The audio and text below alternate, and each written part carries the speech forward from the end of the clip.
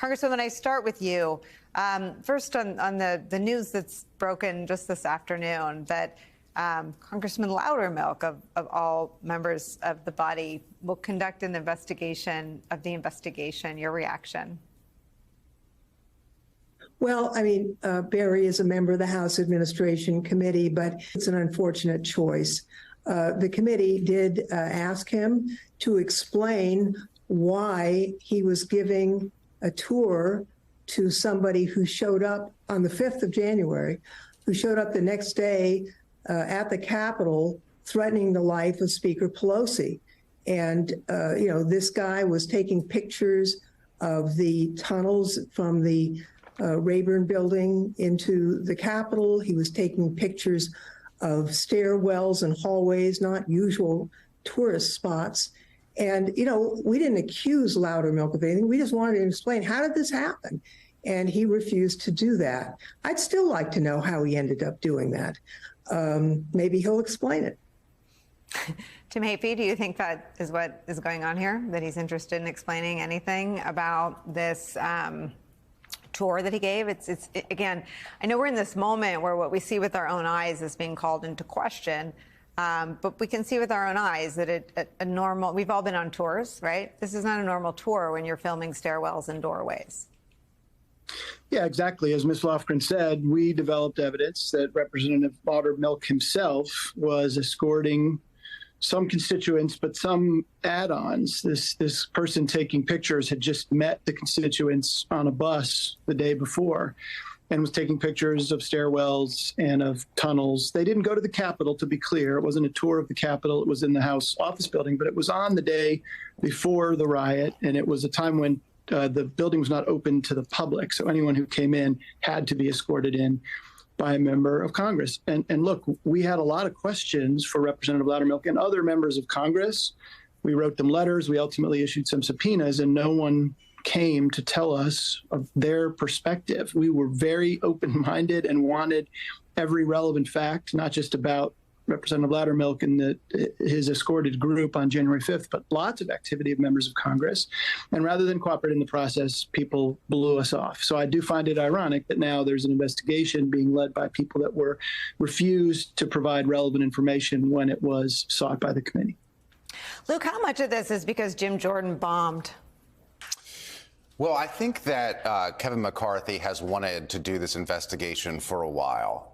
If you recall, he did send a records preservation letter some months ago, and he has been talking with Barry Loudermilk about conducting it. They feel personally aggrieved by the January 6th committee.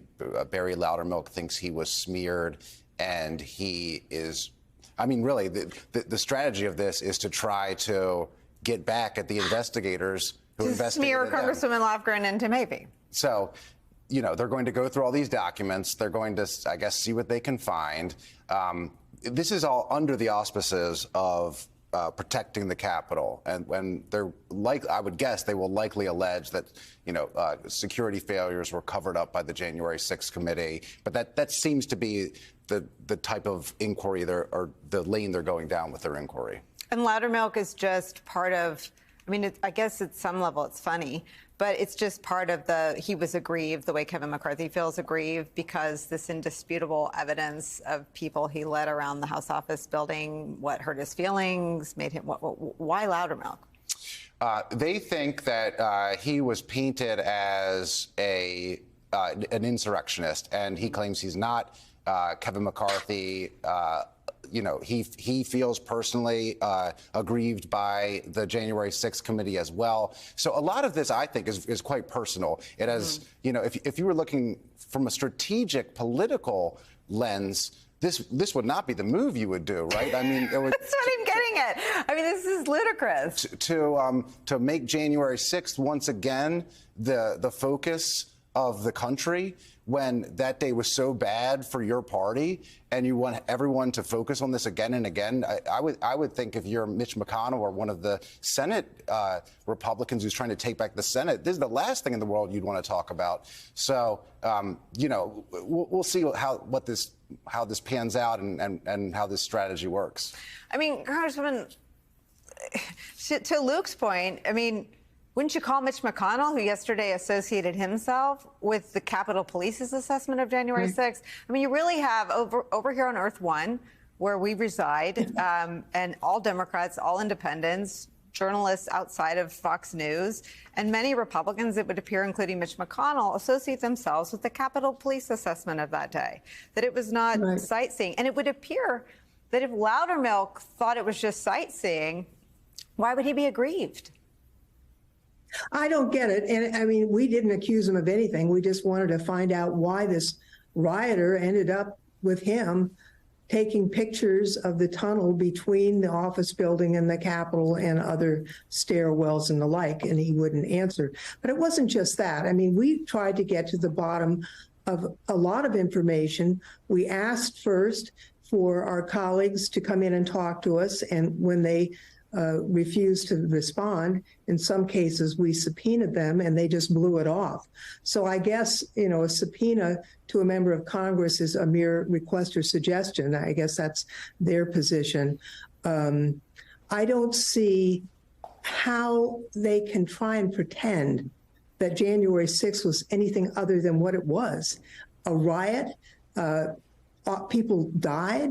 There was an effort really led by the ex-president to overturn the election, to seize power illegally. How they are going to try and paint that as something else, good luck.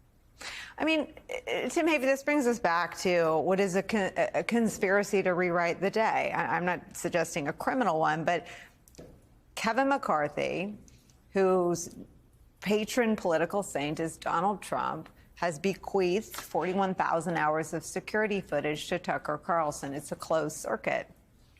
What is your view? I mean, in Tucker's mission, what he has said on his air is that it was nothing more than sightseeing, which is like saying a bar is nothing more than nachos or the Super Bowl is nothing more than beer. I mean, there might have been a couple of sightseers, but it was a deadly insurrection. So said all the Republicans and Fox News hosts in their private text to Mark Meadows in one way or another. I mean, what do you think is going on? The president's son said the same thing. You know, to say, really, you know, what bothers me at so many levels that they're trying to lie about this, but the Capitol Police, they took a tremendous beating. And I've talked to many of these officers. They were injured.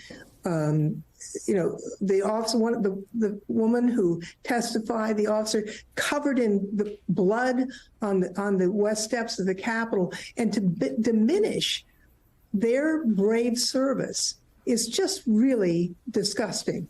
And I'll tell you another thing that really bothered me was to diminish the death of Officer Sicknick.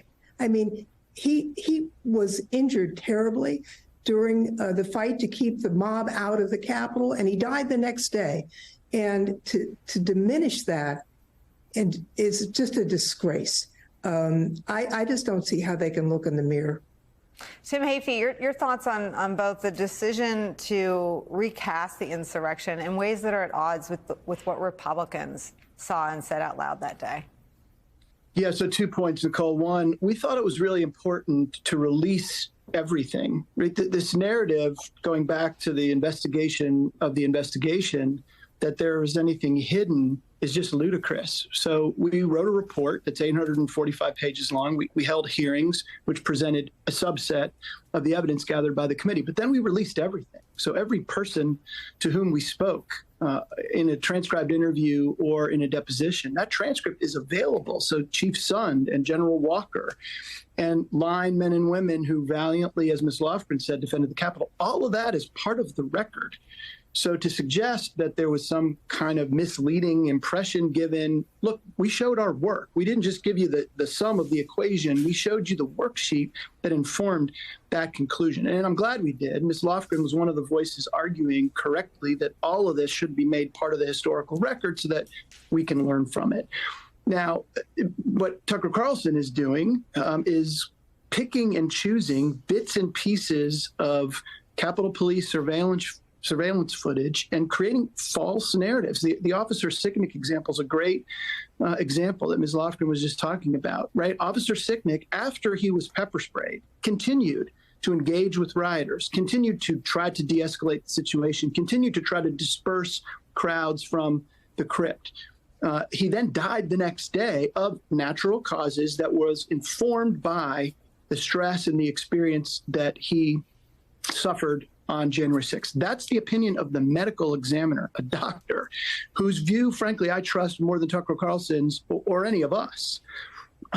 There were a lot of officers that, while injured, continued to do their duty. Caroline Edwards, one of our witnesses, was concussed, knocked over at the Peace Circle, then pepper sprayed. She was standing right next to Brian Sicknick. Yet she persisted. She continued to defend the Capitol and Representative Loudermilk and everyone whose lives were at stake because of this attack on the Capitol. And to suggest that the January 6th committee is somehow, spinning some false narrative that Officer Sicknick was a victim is offensive, because Officer Sicknick and lots of others bravely fought and suffered ultimate consequences as a result.